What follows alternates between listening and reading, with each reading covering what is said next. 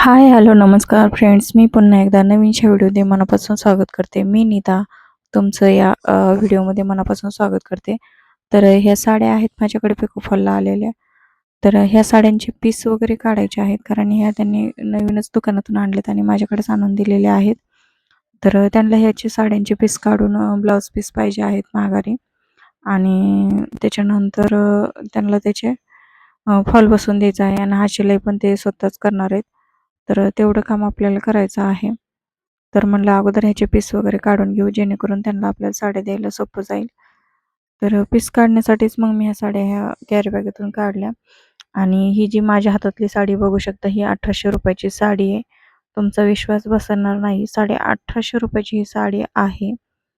आणि ती पण डिस्काउंट प्राईजमध्ये 1850 आहे आणि खरं ओरिजिनल प्राईस त्याची 2000 का 2100 अशी काहीतरी आहे.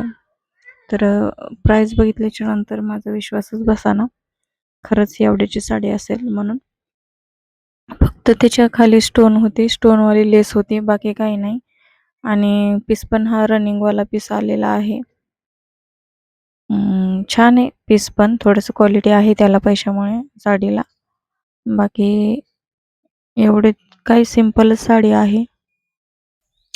तर ह्या ज्या काही साड्या आहेत त्या म्हणजे सिंपल साडी आहे, एवढं काही विशेष नव्हतं.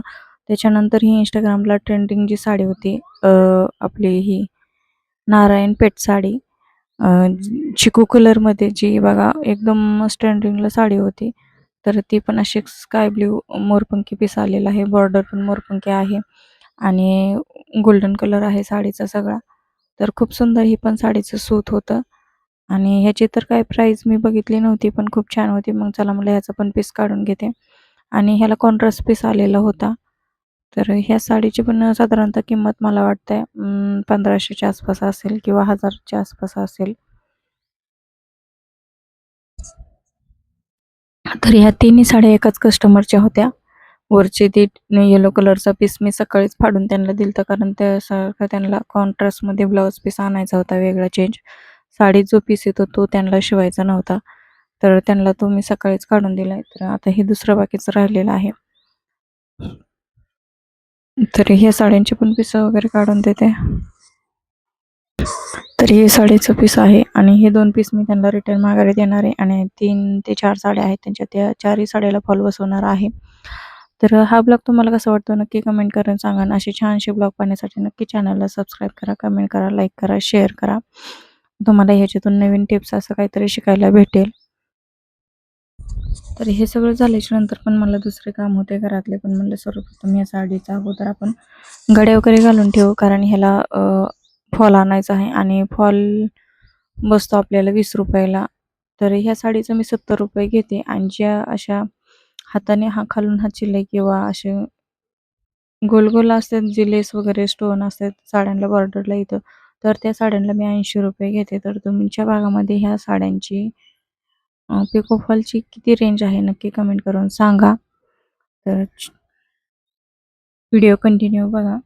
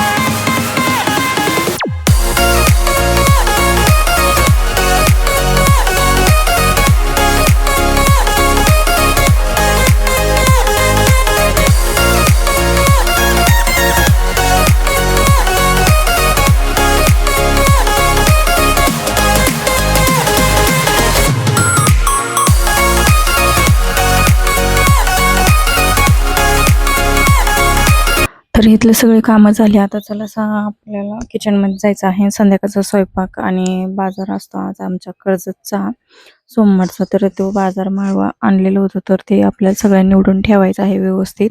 आणि ह्या कॅरी बॅगेमध्ये मी भरून ठेवत असते, जेणेकरून सोपं जातं आपल्याला भरायला. तर बाजारामध्ये गवार, भेंडी, शिमला मिरची, आठवड्याचा एकदाच बाजार असतो आमच्याकडे. आणि त्याच्यामध्ये सगळ्या भाज्या आणलेल्या जातात.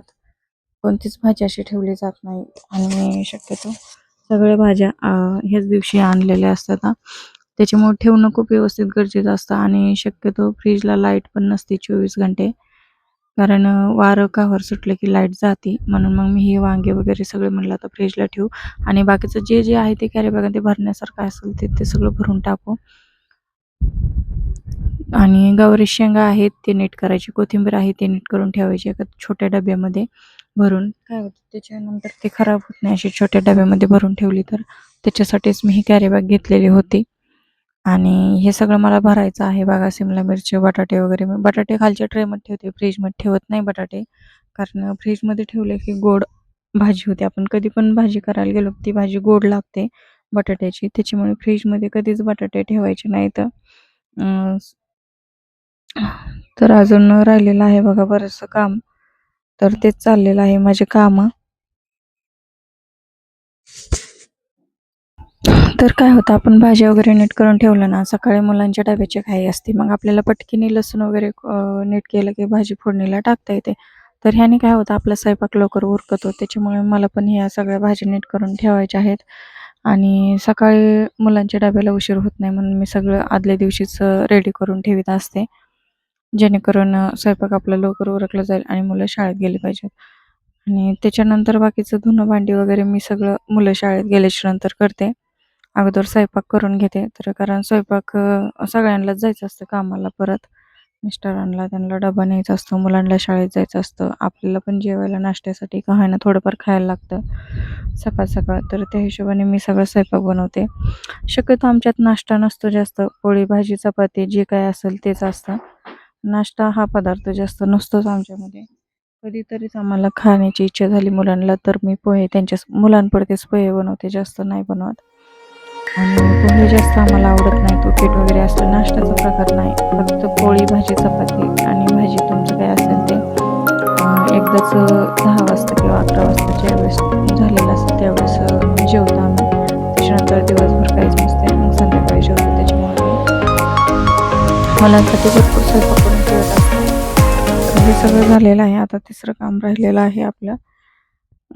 हातपाय तोंड वगैरे धुवून घेतले, कारण कामाने खूप दमलेली होती.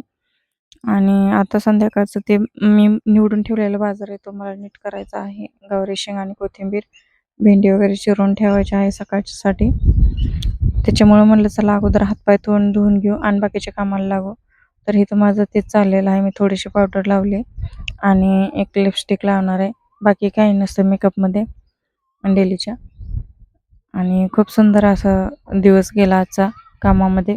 तर हा ब्लॉग तुम्हाला कसा वाटला नक्की कमेंट करून सांगत जावा. आवडल्यास चॅनलला लाईक, शेअर, सबस्क्राईब करायला अजिबात विसरू नका. चला भेटूया पुन्हा नवीन शेवणीमध्ये. तोपर्यंत बाय.